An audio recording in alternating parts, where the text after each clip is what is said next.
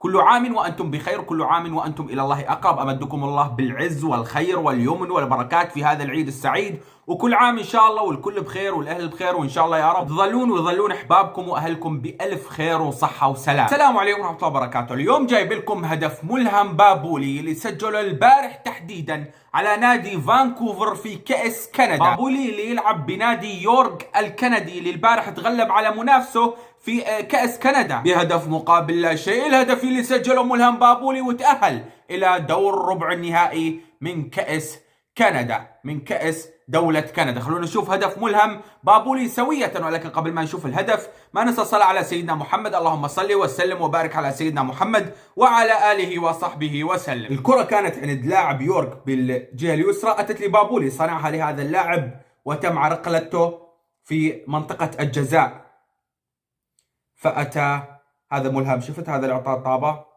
وتم عرقلته بركلة الجزاء، فأتى ملهم بابولي ليسدد ركلة الجزاء هاي عند الدقيقة تقريبا السادسة من وقت اللقاء.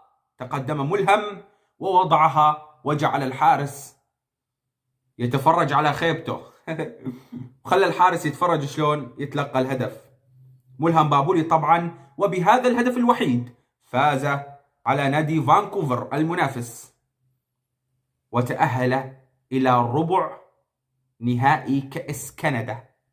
ما شاء الله عليه ملهم بابولي، دائما ما يبدع في الأراضي الكندية ومع أنديته التي يمثلها، ولكن ما تكلمنا عن ملهم بابولي وما قام نجيب له أهداف لأنه ببساطة الدوري الكندي ما صار له أيام فقط من بلش، ونادي يورك يونايتد اللي يلعب معاه ملهم بابولي يمتلك 0 نقطة لأنه لعب مباراة واحدة فقط وخسر فيها. فالدوري الكندي وأندية الدوري الكندي كلها لعبوا مباراة واحدة فقط وما صار له كم يوم مبلش. فإن شاء الله بالأيام القادمة راح نشوف ملهم بابولي متألقا في مباريات الدوري الكندي مع ناديه يورك الكندي. كل عام وانتم بخير، وهذا كان فيديو اليوم. لا تنسى لايك والاشتراك. السلام عليكم ورحمة من الله تعالى وبركاته.